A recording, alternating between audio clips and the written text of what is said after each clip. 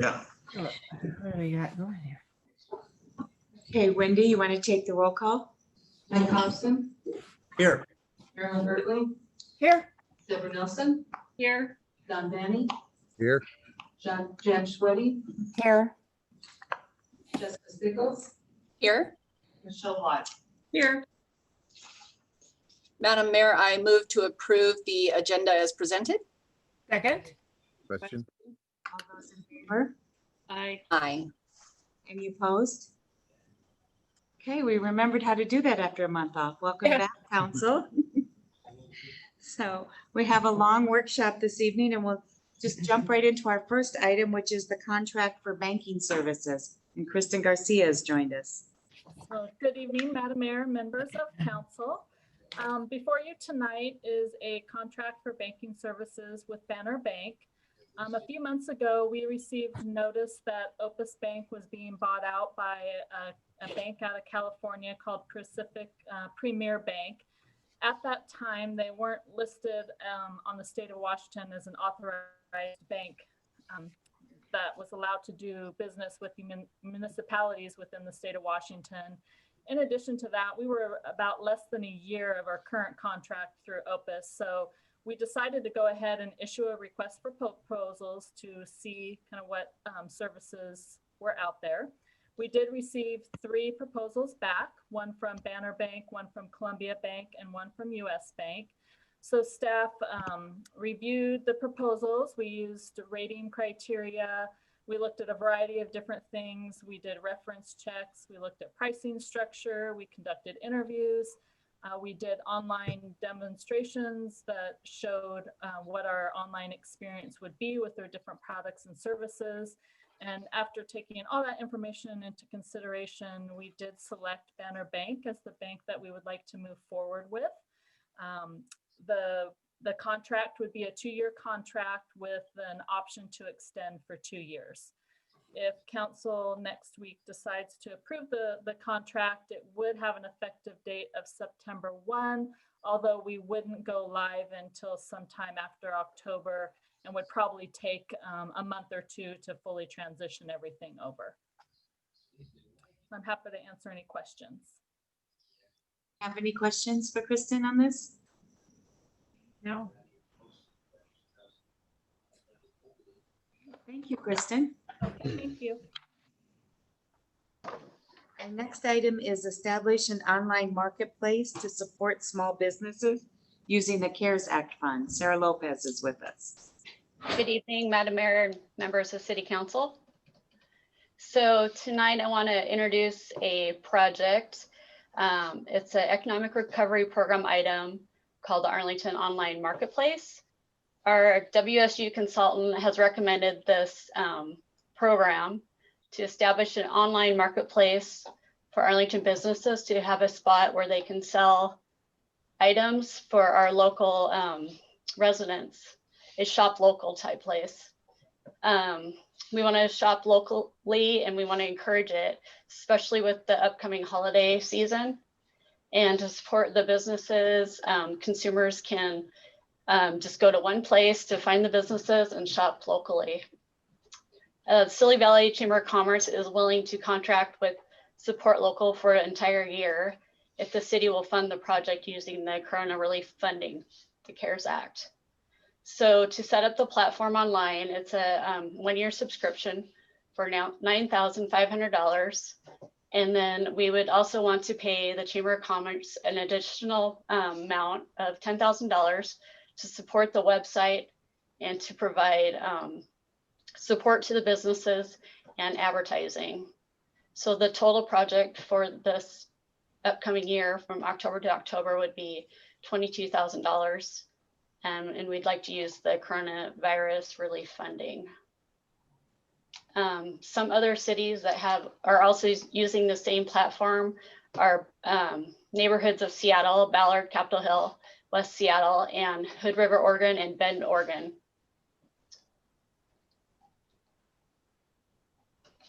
Thank you, Sarah. Does anybody have any? Deborah has a question. And then Jessica. Thank you. Hi, Sarah. Hi. That sounds really like a great idea.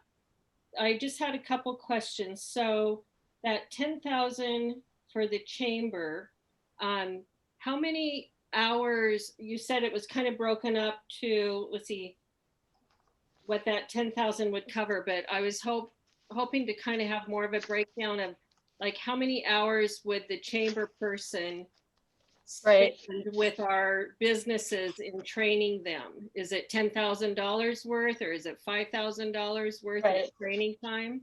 So we had the Silly Valley Chamber do a shop local proposal for what they would be doing for us. The company said that it would take at least 2 hours a week to support the website once it's established. But to start it out, there'll be a lot of work on the front end to talk with each businesses, help them through the process. Yeah. There's a form that they'll have to fill out, and they'll have to have a means of payment for the consumer and other items. So the chamber, they're basing their rate at $35 an hour for 4 hours per week for the web maintenance, business outreach, and marketing for the year. So they have it they have a proposal, and then we have a draft contract with the chamber also that's being looked at by the attorney. Do you think 4 hours a week is enough? Well, to start out with, it will be more than 4 hours. And we also will, I'm going to support the chamber. And then we have the WSU consultant has people working for them that will also support it. We want to get it up and going by October. Actually, it'll be mid-October because it's going to take a while to get it going, but before the holiday season. One other question is this open to all businesses in Arlington, or do they have to be chamber members? They don't have to be chamber members, but they do have to have a city business license. Perfect. Thank you. Jessica? So my question was making sure I understood the slides. It looks like this website platform will actually be on the chamber website. Is that correct? It's going to have its own web link. It's going to be called shoplocalarlington.com, but it's going to be connected with the chamber. So it's going to be branded similarly with our colors and their colors, but it will look like an actual shopping place, shopping site. But will it be on the actual chamber website, or will it be on a whole different website? It'll be on a whole different website. Okay. I was kind of hoping that it could be connected just because we already have 3 sites for people to go to when they're looking for Arlington businesses. It will be connected with the chamber. So right now the chamber's landing page is the Arlington online landing page with the eatery and all the online activity. So we'll have a direct link when you go to the chamber's homepage to the shop local. Mm-hmm. And then my other question is, will the purchasing options on this site go directly to the business, or will the chamber be a middleman for? The chamber won't be a middleman. It will go directly to the business, and there'll be different ways the business can set it up through PayPal. Some of the businesses on these other sites even use email or PayPal or directly to their website that has a shopping platform. So it just depends on what the businesses is set up to do. And if they're not set up to do anything right now, that's something the chamber will help them with, get it set up. But they won't be the middleman. And then my last question is on marketing. Once it is all set up and put together, what are the marketing plans to get the word out? So currently, someone at the WSU is creating a marketing plan specifically for this program. But we're planning on having videos and then social media and like our Arlington update and e-newsletters. And then we want the businesses to also support it by advertising it. Okay. Thank you. Michelle? I think this is a really great in the chamber to be coordinating this together and partnering together on this project. And I'm assuming Mandy's going to be involved with this and working with her. She's really ambitious, and so is Jay. So this is going to be only as good as a business is motivated to use it and is trained to use it, right? So if it's user friendly for them, then they'll use it and they'll reap the benefits now and then in the future also. So I think it's a really good opportunity, positive opportunity for us to partnership with the chamber. And I love seeing that happen, especially with some of the new people they have on their board and working there. So I think it's wonderful. Any other questions, Marilyn? Oh, Marilyn, I think you're on mute. There, am I good? Hello? Okay. How do we, are we getting the message out to businesses that don't belong to the chamber? We will be soliciting businesses, We being who? the city and the chamber. Okay, so you guys are just gonna kind of go door to door and kind of explain it to them? Oh, that's Yep. good. Okay, very good. Is it just downtown or No, it's small businesses anywhere in throughout, Arlington? throughout the Okay. town. Okay, excellent. I love it. That's another question. I didn't hear it. Did you call on me, Mayor? I did, sorry. Oh, okay. Just one other thing then, Sarah, is could you give us a report after this is kind of up and going, of how many businesses in Arlington have taken part in this? Definitely. Yeah, we definitely can do that. Maybe how smoothly it went, and, you know, kind of debrief us the good things that happened and maybe the hard things that you guys learned through it. I'd really be interested to know, have a follow-up maybe towards the end of October. We will, and with the chamber's contract, they'll be giving monthly reports to us also. Perfect. Thank you so much. I really appreciate all the work you're doing, Sarah, for our downtown. Thanks, Deborah. I do support local background tonight. Thank you. Is there any other questions for Sarah? Any other comments on that? No, it sounds really good. I appreciate it. I think our businesses will enjoy that. So hopefully. Thank you, Sarah. Thank you. Next up is the bid award for the Island Crossing span wire. Jim Kelly. Thank you very much, Madam Mayor and council members. The city of Arlington, along with Snohomish County, WashDOT, and the Stillaguamish Tribe of Indians, we recognized the increased traffic over on SR 530 and specifically at the intersection of Smoky Point Boulevard in the Island Crossing area as being very dangerous. So we've been working together as a team to get a roundabout designed and installed out at the intersection. We were trying to move this project forward, and we put up a temporary trailer mounted system until we can get the system designed and funded for construction.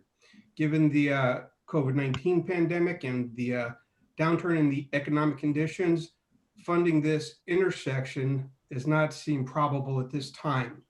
As such, we need to move away from the trailer mounted system and get into a more longer term interim signal system. We designed and permitted a span wire system, which would be wood poles with a wire across the road in a more permanent traffic signal that will allow us to have a secure system up and running while we go out and we seek funding for the roundabout. We publicly bid this project. We received 3 bids. The lowest bid was from Service Electric in the amount of $257,638.56.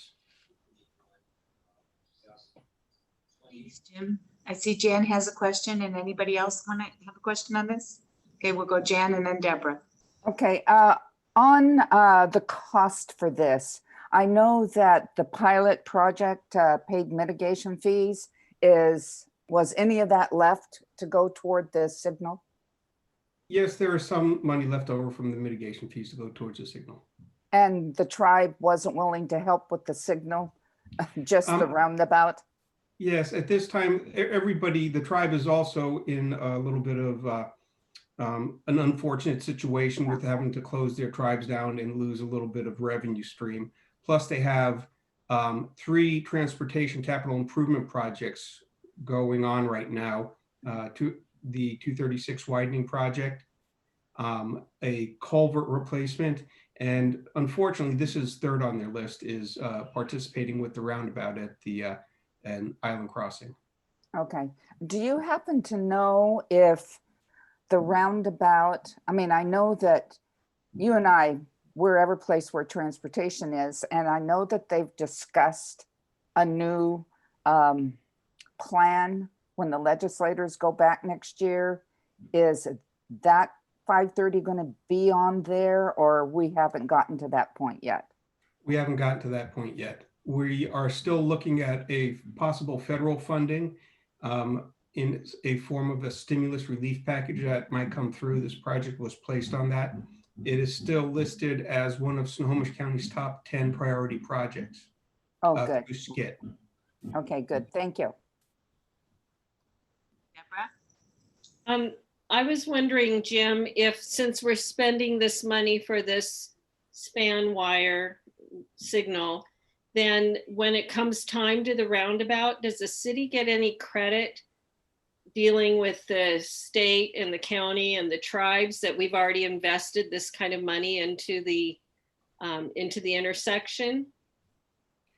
I don't know if the city will get any specific credit, but we as a team, the team being WashDOT, the city, the tribe, and the county, we will all get, we will all be looked on as being contributors. We still have the county willing to contribute money. We still have the tribe willing to contribute money.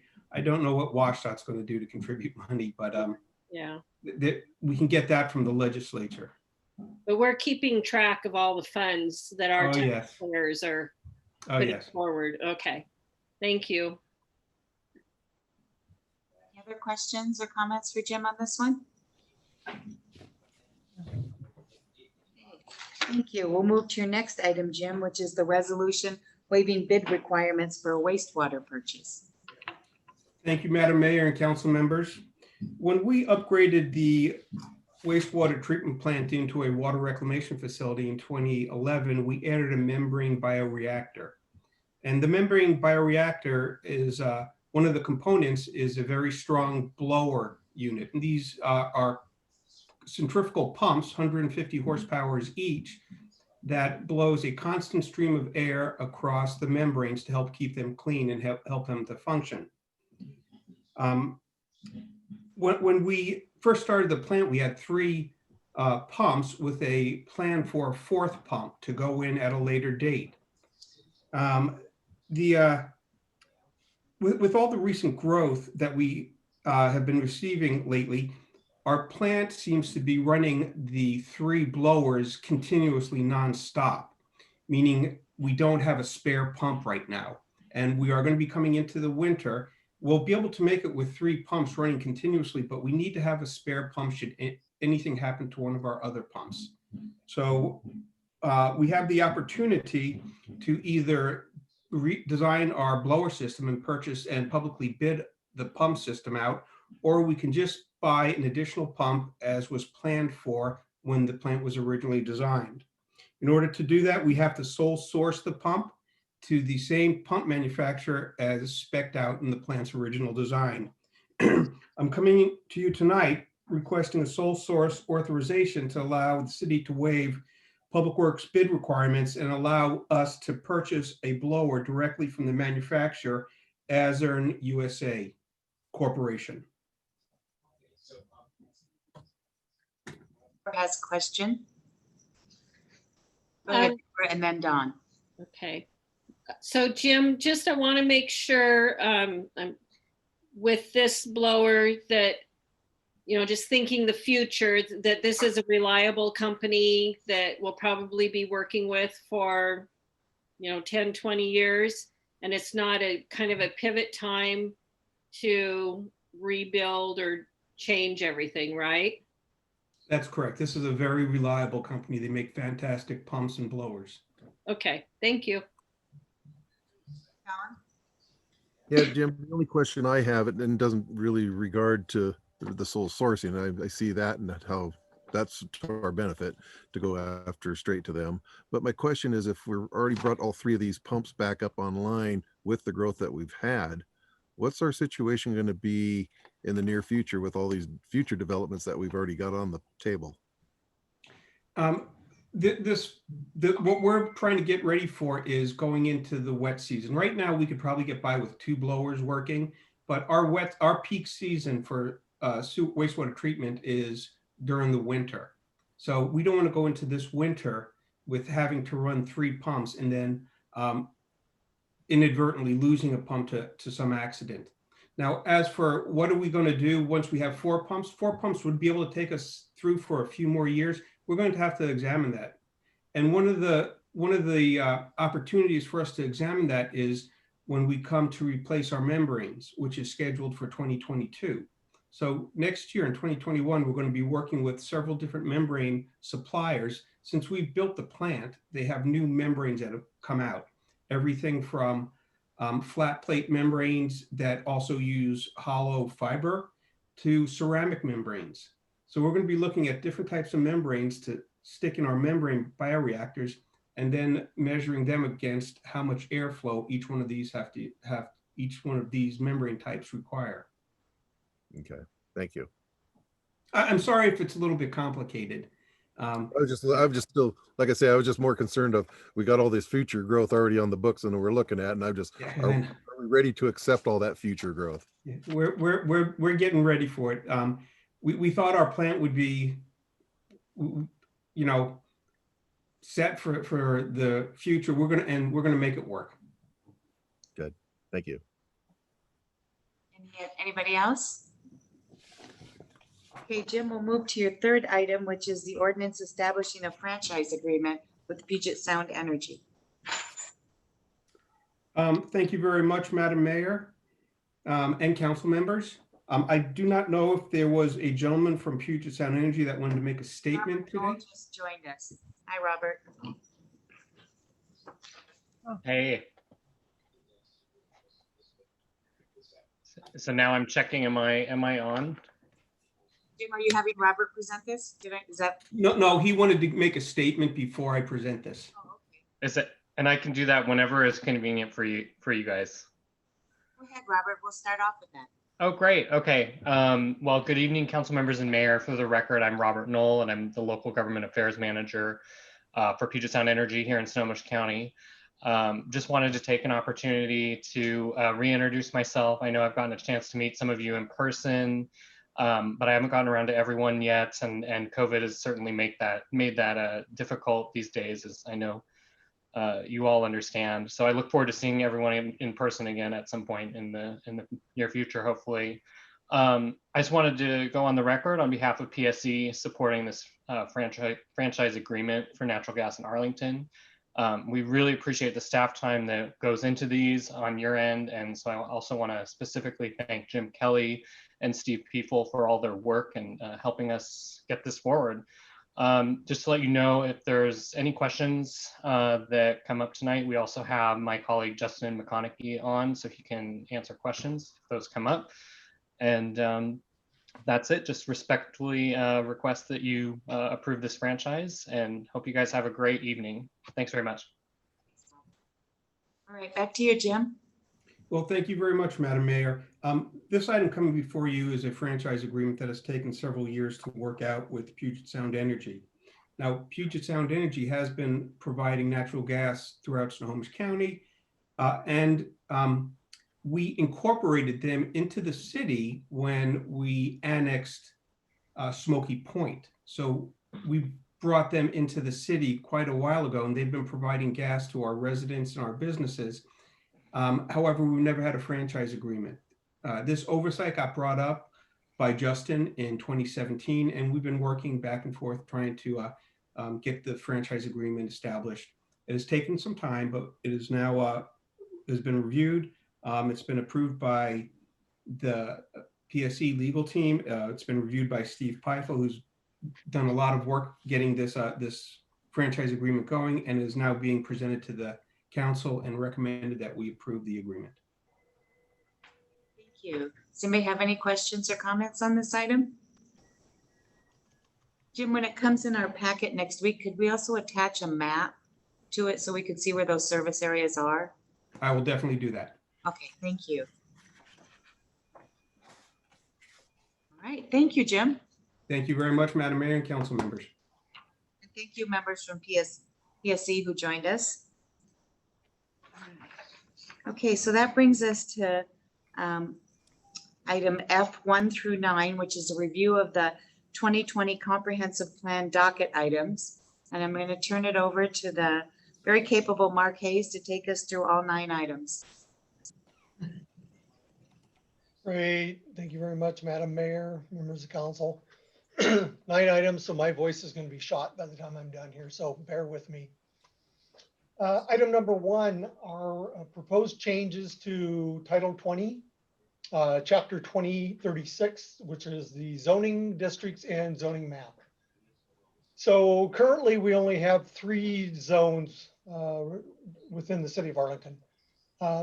This proposal is kind of twofold. One is that it's a renaming of the existing titles, zoning titles, to capacity as opposed to density, but it also adds 2 new zones to our portfolio of zones, adding a moderate density and a medium density, along with the suburban residential, residential moderate, and residential high density. So what this does in essence is it allows us to actually feather our residential districts. Currently, we go from a residential moderate density, which is 6 dwelling units per acre. The only other option for anyone applying for a rezone is to apply for a residential high density.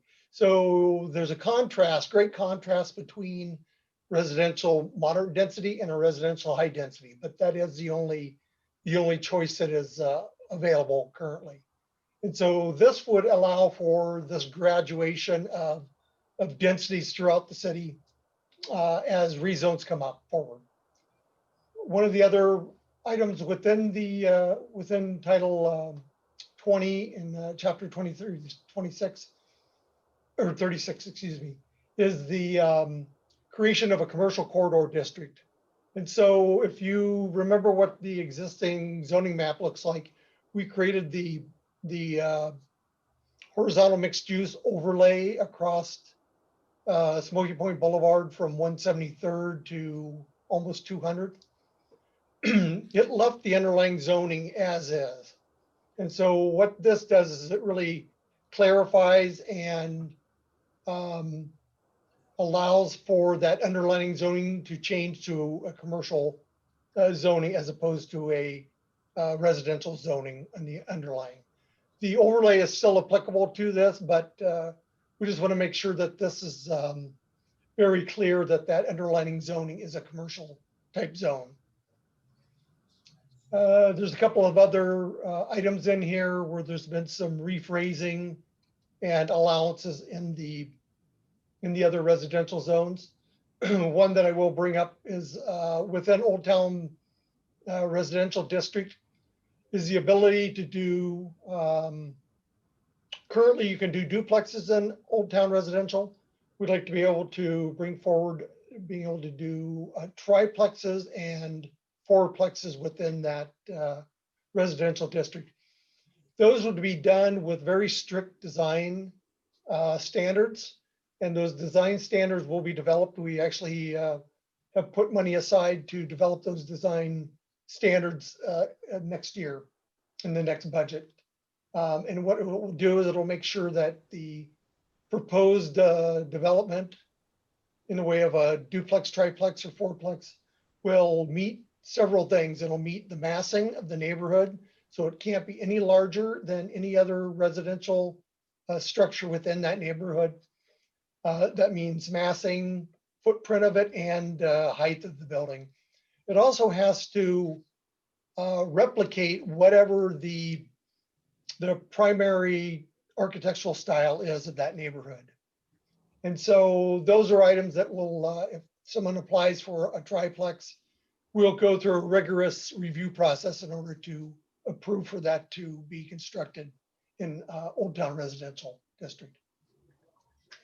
So this was, went to the Planning Commission at a workshop on April 7th of this year, again on August 11th of this year, and then an open hearing, public hearing, pardon me, on August 18th of 2020. It was voted on unanimously to approve this item and bring it forward to City Council.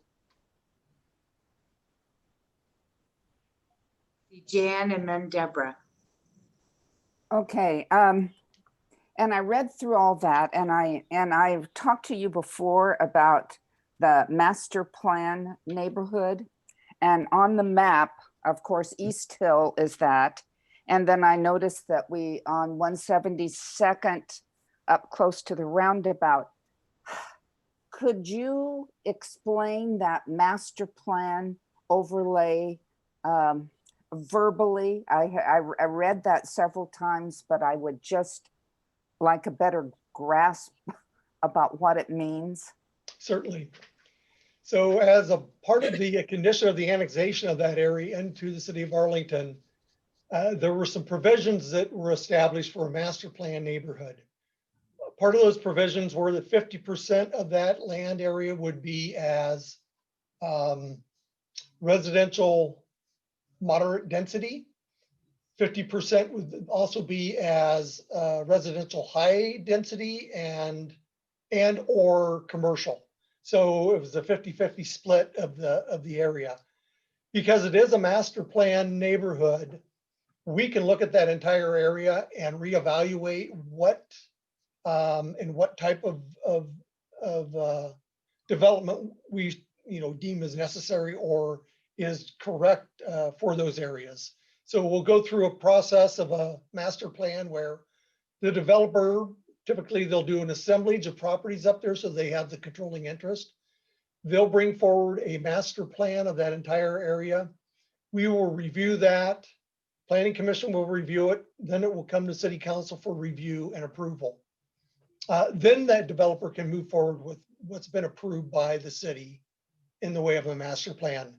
One of the other requirements of development of that area is that there would be an environmental impact statement produced as a part of the master plan neighborhood.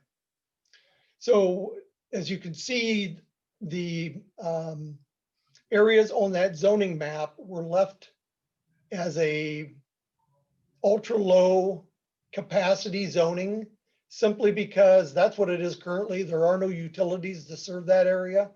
Therefore, they have to, if allowable, if they had a master plan to do like single family residence on those large parcels, they would have to do those on a 20,000 square foot parcel in order to accommodate septic systems, reserves for the septic system, and wells on those sites. So that's why it's left as it is. I didn't make any changes there simply because I knew before this could ever develop and move forward, we'd have to go through this master plan neighborhood development process. Then on South or East Hill, can several people come in and do master plans, or does one developer do the whole thing? One developer creates that master plan. That was the intent of the entire area, was that it would be developed as one large planned development and neighborhood.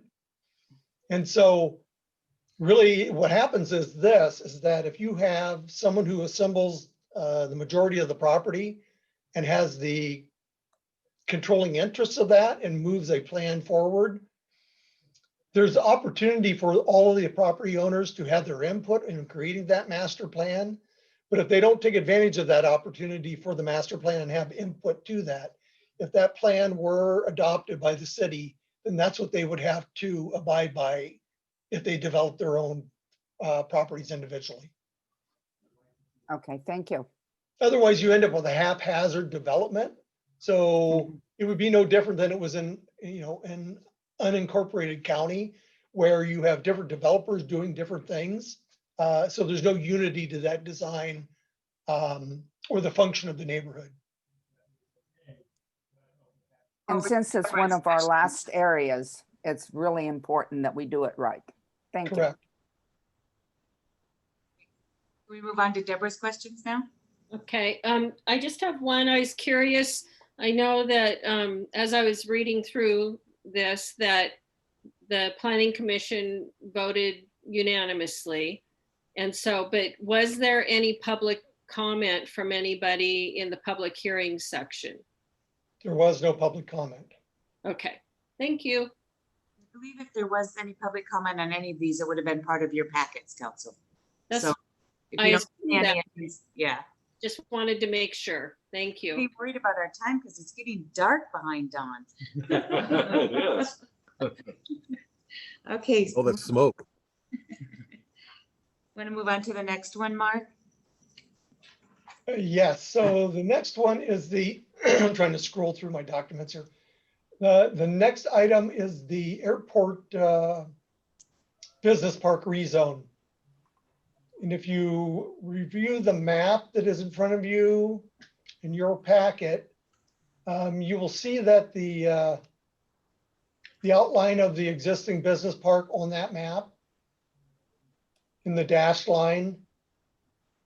And so what we're looking to do is this, because of market demand in the business park, that dashed line represented what was the commercially zoned, general commercial zone as it currently lies.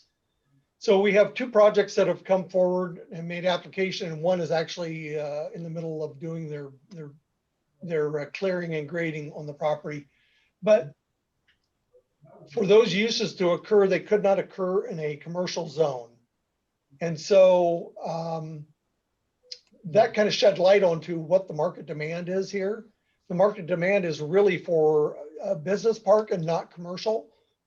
And so we looked at the existing zoning, looked at what made the most sense here, which is actually the frontage along 172nd to remain as general commercial and highway commercial uses.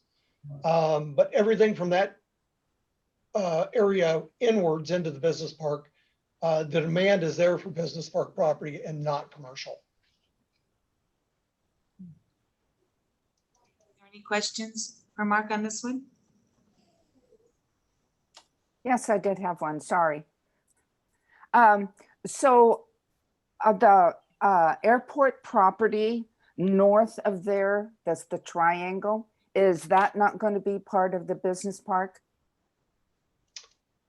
No, it is already as part of the business park. Oh, It's okay, zoned real good. business. It didn't, okay, it just didn't show on the map, so I wasn't Yeah, we sure. were just focusing on the area, the subject. Oh, okay, thank you. Okay, so we'll move on to item F3, which is lot 19 rezone. Okay, so lot 19 is a privately initiated rezone requesting that the 14.36 acres be rezoned from residential moderate density to residential high density. I just want to make sure everyone's aware of where this property is at. It is by the map. I just want to make sure that everybody knows where this at is on this map. So this is along the Arlington Valley Road, and it's adjacent to the EnviroPropane company. And so it's currently an RMD property, but it's highly encumbered by critical areas, wetlands, and two streams that run through it. So potential for single family residence is pretty limited simply because there are so many encumbrances on this property. So that's why the request came forward for this to be a high density. And again, we get back to this. High density is the only thing that they have available to ask for a rezone. And so, you know, when someone asks for a residential high density rezone, it doesn't necessarily mean that they want to build to, you know, the highest intent of that zoning, but it is the only option for them to do that. But this, in conversations with this applicant, they are proposing to do a townhome style project in here and create it as workforce housing. So at least that's conversation we've had initially with them regarding development of this property. Mark, would you also speak to the item 9 in the planning commission's comments, which was about the oral comments received? Thank you very much, Mayor. So there was a public comment on this. The owner of B&B Welding, which is across the street from this property, had concerns about potential noise complaints from the residential parcel. And so this is interesting because we've actually had this conversation about noise complaints within the CIC, because the CIC does abut several residential districts. And so what we will be working at, and we did address that that evening to the business owner, that we would make sure that any development that occurred on this parcel, they would have the knowledge, and it would be within the permit, that they are within a manufacturing industrial zone. There are existing businesses here, and those businesses will generate noise, so that they're aware of that. And the conversation kind of went on to how people are notified that they're within the airport area. So they have to actually sign an navigation easement for their property, just to know that they have the knowledge that yes, airplanes will be flying over their property, and that minimizes the recourse they have at some future point that there's noise being generated from the aeronautical activity. Same would apply here with noise that's generated from a manufacturing industrial activity. But in our larger conversation about the CIC, we will be looking at that and establishing what are acceptable levels of noise. We've created the CIC. We want manufacturers to come into the area. And so we really have to have provisions for them to function and have their businesses here and not feel threatened by complaints from residential communities. Not to say that they can just be making noise at any, at any decibel level and at any time of the day, but we do need to be really cognizant of what their uses are and what their rights are also. Anybody have any questions on this one for Mark? Marilyn, and then Michelle. I was just curious on this particular one, if after we do the approve the new zoning, would it make a difference to these people? I mean, if they're doing high density. So I think you're going to find something. Well, the issue is, they have to hit the deadline for the docket. The revised zoning had to go through the docket cycle. And so we spoke to them about that, about here are the changes that we're proposing.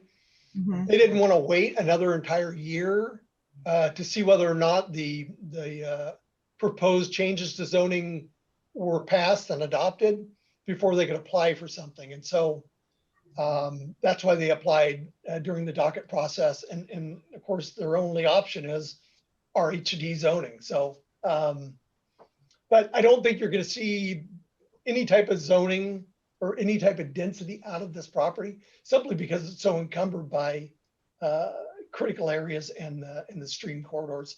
So each one of those, establishes its own buffer and setback. And so it's pretty minimal about what kind of densities you'll be able to get off this 14 acres. Okay. Michelle, did you have a question? Yeah, I think you just kind of started answering it for me though, because verbally they're saying they want to do townhomes, but like if it changes to RHD, what is the most they can build there? Like, what is the largest building that they could build there? 3 stories, 4 stories, or? RHD, they could do 4-story. Without looking, I mean, I've seen this property before. I know the encumbrances. And so until I can see a site plan of it, I don't know what the footprint of the building will be in this location. Be kind of hard to get anything taller than a 3-story building in there if they're going to retain, because they have to, because of the buffers, some of those larger trees and vegetation and all of that. So. Okay, thank you. Anyone else have any questions on this one? Okay, so we'll move to the next one, which is the corner 9 properties, F4. Thank you, Mayor. So corner 9 properties, this is, of course, the Gilman Walking Country Charm. And so if you look at the map that's provided here, you can see the neighborhood commercial zone, the 2.37 acres of neighborhood commercial. So just for some background on this, when the Grafster family was operating the dairy and the store, they wanted to ensure that when and if that property were sold, a couple of things would happen. One is they rezoned all the upland to residential high density, and they wanted to retain the ability to operate the store at the time. So if the dairy was still in existence and they were still producing milk and those products, they wanted to be able to sell it in the same manner that they had for years. And so, you know, that was back in 2013. Things have changed since then. This would not support a commercial use any longer, simply because of the proximity to core facilities within the downtown area and CBD 3, where grocery outlet and those stores are at. So there is no potential for there to be a commercial venture on this property any longer. It was just it was zoned that way in order to ensure that the Grafster family could operate their store at the time, before things changed and the property sold. But their intent since the annexation was that this would all be residential high density. United States in 2018. Anybody have any questions or comments on this? No No. background noise in somebody's computer. None? No. Okay, we'll move to the next one then, which is the York rezone, number F6. Oh wait, I skipped number 5, sorry. Number F5, the 31st Avenue rezone request. Thank you, Mayor. Yeah, I started going too far too. So the 31st Avenue rezone, this is a rezone request from 4 individual parties. It resembles 5 different parcels though. One of the parties has 2 parcels that they would like to see rezoned. But this was a combination of people along 31st Avenue. And this property abuts both 31st Avenue and so that would be to the east, and then abuts the I-5 corridor and right away to the west. And so if you look at our, if you've had a chance to go and look at our horizontal mixed use regulatory plan, you'll see on there that we've identified this previously as exactly what they're coming in for, is to have a higher capacity housing type along the I-5 corridor. I know that this was asked to me earlier today about what kind of feathering can you get from a 4-story building down to an existing neighborhood. And the only ability to do that, simply because the only thing separating this from some of the other part of the other neighborhood is just the street. But being able to do a higher height building along this actually does provide for a physical barrier between I-5 and the noise that I-5 generates and the remainder of that neighborhood. And so if you're looking for that feathering answer, you're actually feathering from a 4-story down to 3 and 2-story into that existing neighborhood. And then it would go back up to a 3-story along Smoky Point corridor. So there's feathering coming from both directions in this existing neighborhood. Now, these are very large parcels that are in this neighborhood from 31st going eastward to Smoky Point Boulevard. So there's definitely the potential for that to develop in the near future to a higher and best yield within this location. So again, pardon me, we combined all of these property owners' requests as one rezone request, and that's the 31st Avenue. Thank you, Mark. Is there any questions for Mark on this? Jessica and then Jessica and then Deborah. Yeah, I was just wondering, since you were able to coordinate with all of these lot owners to do this rezone, were there any interest from the lots north or south of it, or did you reach out and they weren't interested? We did not reach out. We didn't solicit for any other rezones. This just came to us as a group, and so we processed it. Thank you. Deborah? So just to kind of follow up with Jessica, I don't think the city reached out to these property owners. They all bonded together and came to the city. Is that correct, Mark? That is correct. Yes, we don't solicit for any rezone unless it's a city initiated one for our own property. But no, this was a private request from these 4 parties. So then my question is knowing where these properties are, was there discussion amongst the Planning Commission about the close proximity of our transit and how this is a good location for this type of housing? Because I know, being on transportation boards like Jan, that's something each city needs to look for, is areas that are transit-oriented development. Certainly, yes, Deborah, that's a great question. We did discuss that. We always discuss that, especially in the Smoky Point area because of the transit corridor down Smoky Point Boulevard. And so that is a priority, and that's that's where the applicability of higher density or higher capacity housing occurs, is along those transit corridors. And I know there's not a lot of money available, but in the past on the boards I've been on, that when cities have transit-oriented development type neighborhoods, they're eligible at times for federal and state money. So if that is something in our future, that would be helpful, like with our roads and transit in that area, correct? Correct. Okay, thank you.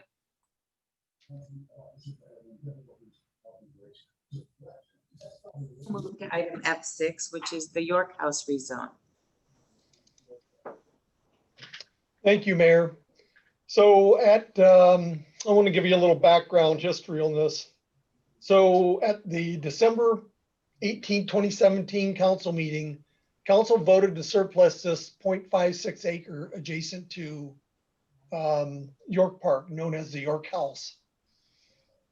The city's Park and Recreation Commission had recommended approval of this action. In October and December of 2018, multiple offers for the property were tendered. However, none of the offers accumulated in a successful sale of the property. It was the consistent opinion of the makers of these offers and other interested parties that use of the property without high capacity zoning was not financially feasible. It is clear that without a rezone, the property will not likely sell in the near to midterm. Planning Commission held a workshop on April 7th, 2020, again on August 11th, 2020, and an open public hearing on September 1st, 2020 regarding this rezone.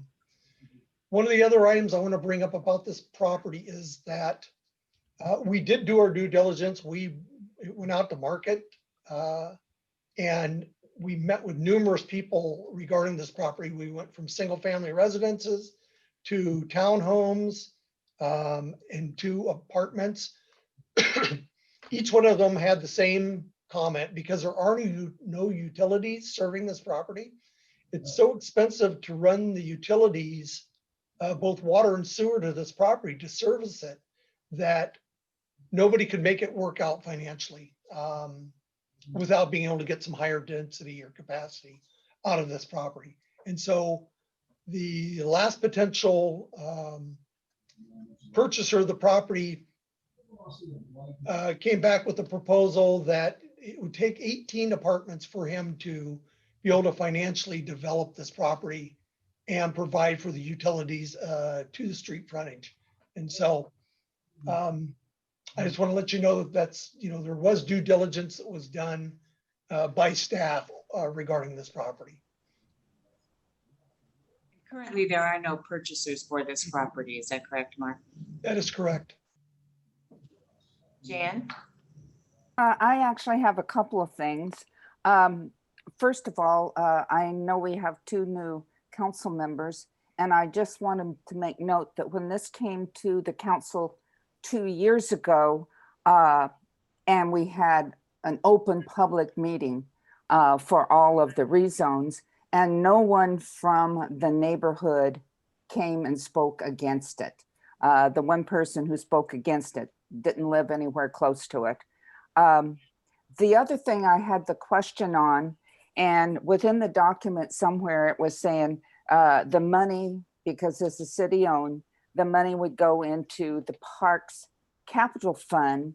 And when we passed the motion to sell the property, we specifically stated that that money was to be earmarked for a park at Smoky Point only, and that was in the motion that we passed that night. And I just want to clarify and make sure that if we pass that, that is still in there. It was in our resolution to surplus, so that was, we Right. did record that as what council's desire was to do with that. Okay, so that will stay regardless. Okay, thank you. You else have any questions on this one? Deborah? I'm just looking at the map and thinking of just the prior item that we looked at, 31st Ave. Could you so I'm looking at the map and I see the loop of 183rd down to 181st, and how that's kitty corner from the park. And so whereabouts is these properties on 31st, the bulk of those properties that they want to rezone high density? It's not too far away, is it? No, so if you're looking at the map, you'll see the kind of a wishbone road. Yep. It loops around. They're Yep. directly across the street to the west of that. Okay. And so the park property is just south of that on the next street. So that really, if the zoning goes through, is kind of part of that feathering process that Correct. we're talking about. Okay, thank you. Anybody else? No? Okay, we'll move on to item F7, which is the Arlington Municipal Code, Chapter 20.40-1, permissible uses. Thank you, Mayor. So this is not a comprehensive plan amendment. It's actually a land use code amendment. And it doesn't need to go through the docket process. It's just that it's for simplicity, it was easy for us to run this at the same time concurrently. So I just want to clarify that it is not a comprehensive plan amendment. But as one of the projects that occurred on the airport, the DSHS building, when they came in looking at feasibility on the property, we looked at our permissible use code and it was silent. It actually prohibited the ability to have businesses, offices, any type of government office building in our permissible use table. And so we saw that as a basically a Scrivener's error of the permissible use table. Somewhere it got omitted out of that because the definition for business park allows all of those uses. And so the permissible use code was in direct contrast to what the actual description of the business park properties are. So we're just trying to correct that just to make sure that our permissible use table correctly reads to what the actual definition of the zoned area is. So. Any questions on this? All the conversations we had about the business park, it never precluded office use. In fact, that's what was envisioned. So right. Probably definitely is a Scribner's error on that. Yeah. Okay, with no questions, we'll move to item F8 then, which is the National Foods property rezone. Great, thank you. So the applicant, Panatone Development, is submitting a rezone for a non-project action that is located between the 4400 and 5100 blocks of 172nd Street Northeast, better known as the National Food Property or the Egg Farm. The proposal seeks to make amendments to the City of Arlington Comprehensive Plan, future land use map and zoning map to rezone approximately 75.12 acres of currently zoned highway commercial with a mixed use overlay and redesignate this property to light industrial. This non-project action allows for future development of the property, which proposes to include a $230 million investment in capital improvements, as well as creating 1,600 new employment opportunities. The rezone request is submitted under RCW 3670A 132, an emergency rezone due to the unforeseen shutdown of the economy caused by the coronavirus and due to an immediate non-speculative opportunity within the Cascade Industrial Center, which was formerly known as the Arlington Manufacturing Industrial Center. And so the National Foods rezone request is requesting the rezone of the approximately 75 acres of highway commercial. The project itself was not introduced under our deadline of our docket process, which is January 31st. This came in after that. But life being what it is with the pandemic, it's actually running the same course as all of our docket items. So it's being considered in concert with all of our other docket items, which is really the intent of the RCW, is to make sure that all the docket items are looked at for their looked at concurrently, ensuring that all the cumulative impacts of rezones are considered together, which is exactly what we're doing. And it is being conducted with our public participation process. So it is really meeting all of the criteria that our docket items have met. It's just that it did not occur and the application was not made before the January 31st deadline. And so oh, I'm sorry. I thought you were done, Mark. I was just going to say that both the RCW and our AMC allow for items to be heard outside of the annual process, conditioned on one of those three items that are occurring here. So number one would be a resolution of an emergency condition or situation. Council shall confirm the director's finding that such an emergency exists. And so I've given you three examples of this. The city is operating under multiple states of emergency, both city, state, and federal, which recognize the significant economic impacts of the COVID-19 pandemic. The pandemic and the recession are and will continue to negatively impact the city finances. And this economic development opportunity is time sensitive, as there is a risk of this opportunity going away, choosing another location to establish itself before the next annual cycle occurs. And so the only item that I would like to recommend a change, and it's in the actual adopting ordinance. And so there are two items under the findings in the adopting ordinance that I'd like to add. One being that the director's findings of an emergency as addressed in the city council agenda bill and staff report are incorporated as a finding of the fact. And the planning commission's findings, conclusions, and recommendation are incorporated as a finding of fact also. So 2 additional facts in that adopting ordinance. Thanks. Jen had her hand up. I just have kind of a curiosity question. The acreage there, does that include National Foods, and is that part of the project, or are they going to stay in business and it will just include the land in front? I'm glad you asked that. So it incorporates everything except for, if you're looking at the property, looking from the north to the south, their processing plant, which is the building that sits right alongside 51st Avenue, none of the barns, any of that, but just that building where their processing occurs will remain there. It's about 4 acres that's there with that building. Everything else in that property will be developed as a part of this rezone. Oh, okay, thank you. Any other questions? Comments? Oh, you're doing a good job, Mark. You're doing a good job of explaining them tonight. We'll move on. I hope so.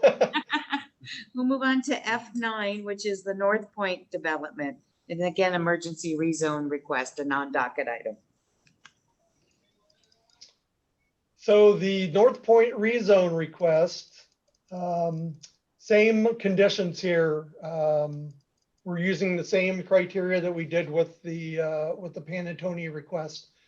One of the additional items with the North Point development request is that as a part of development here, we're looking at the relocation of Edgecombe Creek, from 67th Avenue where it enters the property all the way through Marysville. So they're looking to do a relocation and a stream corridor enhancement project in conjunction with the development of the property. And so in order to do that, it takes a lot of involvement with other parties in this. And so you have the Corps of Engineers, you have both tribes, you have the Department of Ecology. All of these entities have to have are stakeholders in this and need to have coordination that occurs with this development.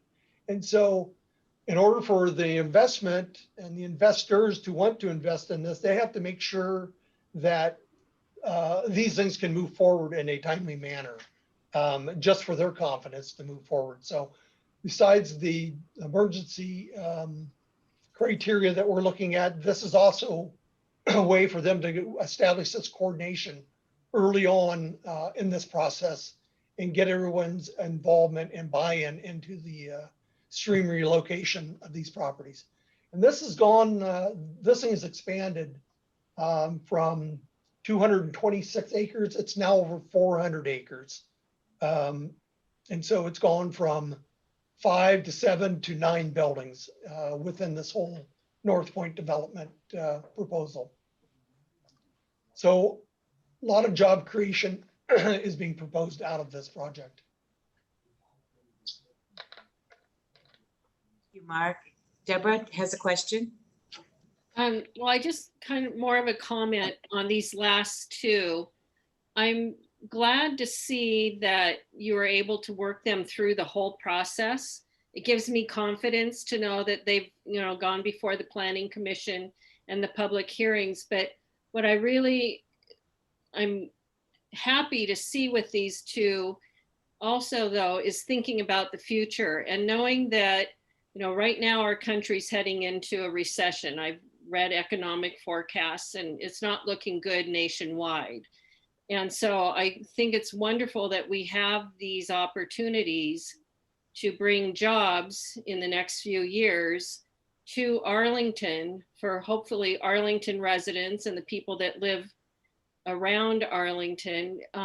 So hopefully that recession doesn't hit our area as badly as it is in other parts of the nation.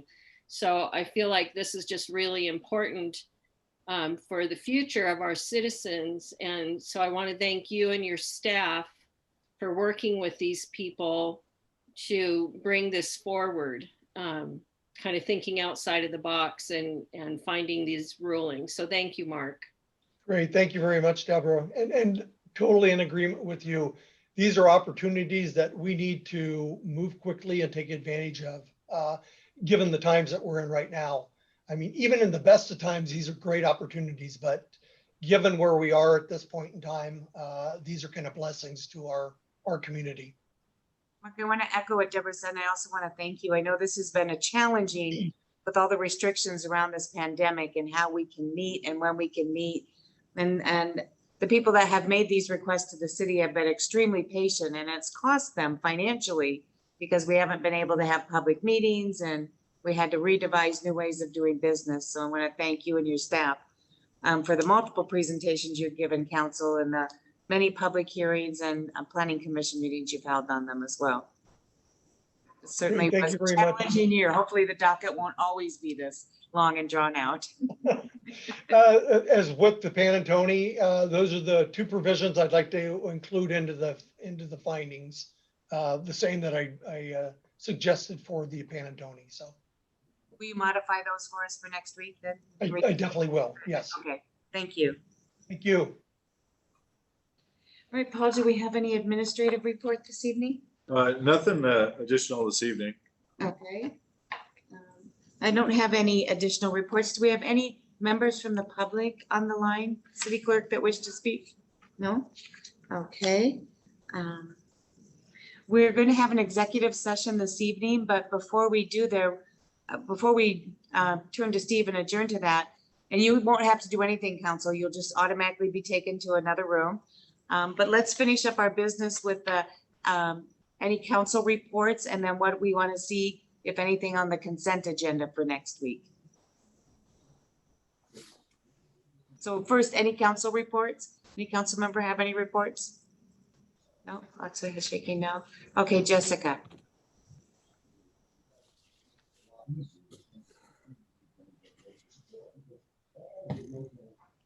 You're on mute, Jessica.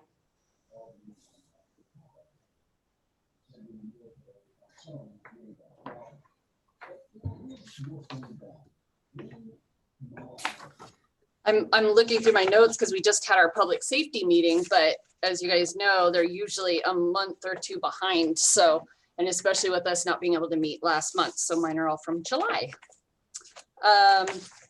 Fire department update, all positions were filled in July.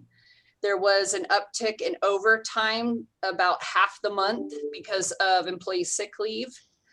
And the transport numbers and call volumes are back to pre-COVID, which about half are suspected to be COVID related. In the police department, they had overtime every day in July. And they are projecting that September will be fully staffed, which is fantastic. So that was all I had to offer. All right, thank you. Anybody else? Don? Just one comment. I think the rest of the council's seen the email today from a lady, one of our citizens here, about the thin blue line flags. Oh, yeah.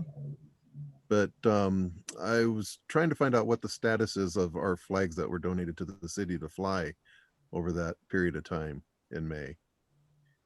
I would encourage all of us to read about the history of that flag, because, you know, what I remember with our philosophy of policing is community-based policing. And correct me if I'm wrong in my thought process here.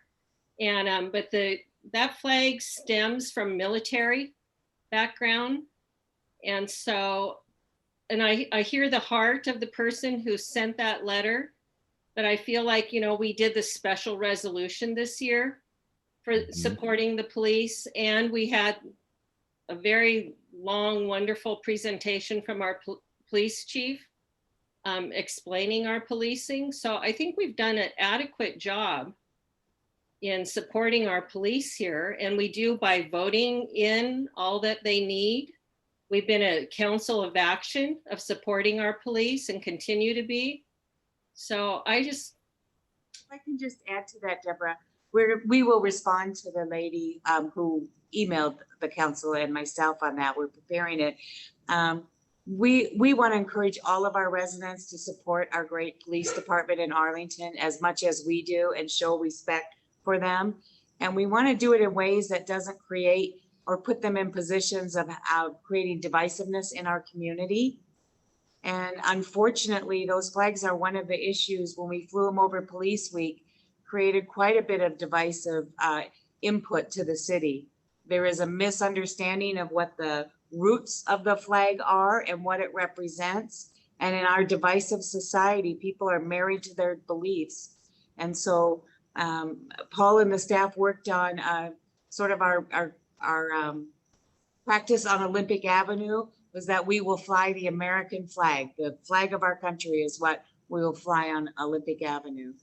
So, but we will respond to the lady. I encourage every citizen who wants to find a way, whether it's a thank you card or bringing them treats or making a post in social media about how much they respect and support our police, to please do so, because I think that's important. Okay, thank you. Michelle, thank you. I'm glad you brought it up, Dawn, because when I read that letter, I thought that was really wonderful that she wanted to do that, to say thank you to our police department. And I mean, I think the more you can thank people, the better it is, whether it's our firefighters for what they're going through right now, or the police. And I think that there is a difference in opinion on what that flag means.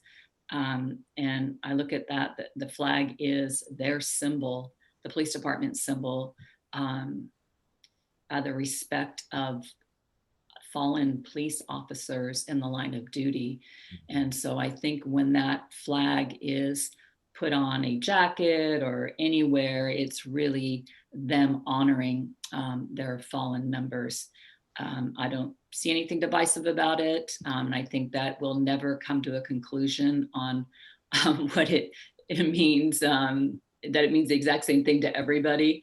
But it is a symbol to them, just like the firefighters have a red line flag, just like the military have their own insignia flags and on their uniforms. So I am not someone that will immediately dismiss not doing that and not recognizing them, because we might have a couple people that disagree and state their comments on Facebook.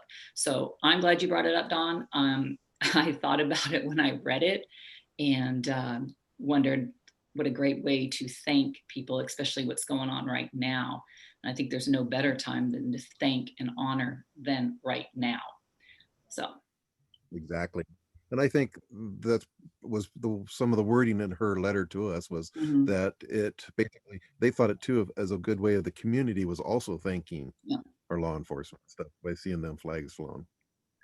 Yeah, I thought it was a nice way that she did word it, that the community does support and stand behind. And there's no other message that she wanted to send or that I would want to send other than we do support and we stand beside you in what your beliefs are, along with that flag. And really it's just recognizing, other officers.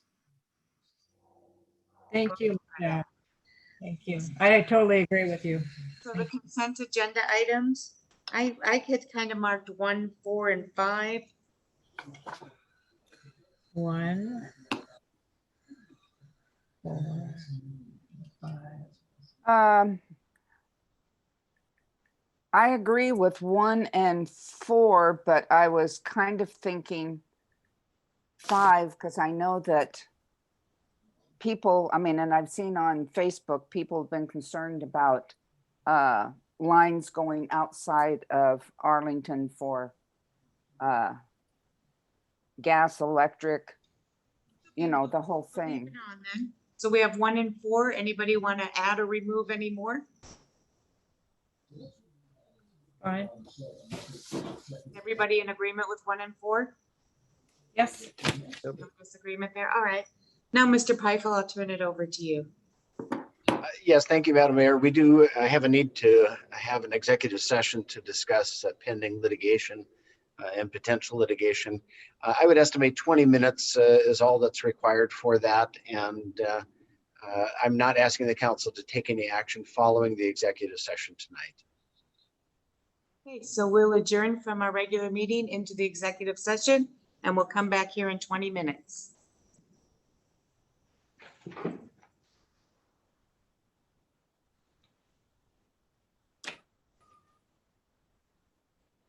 Yeah, I'll take.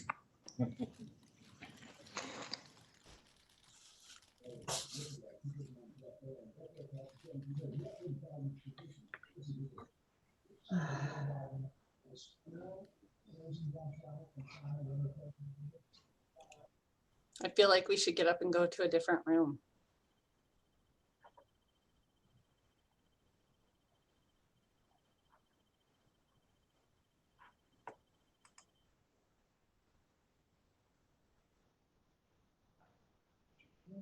Now we don't have to leave. Oh, okay. Is that just a picture?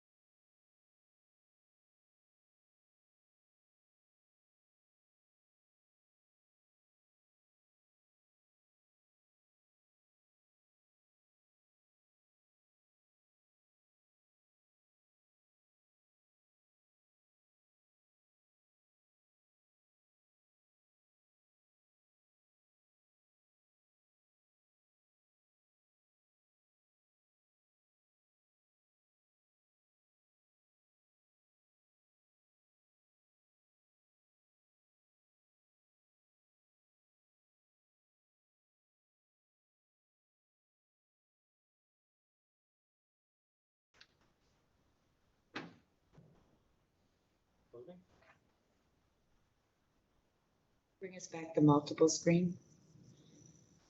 There we go. Everybody should be coming back now. Here they come.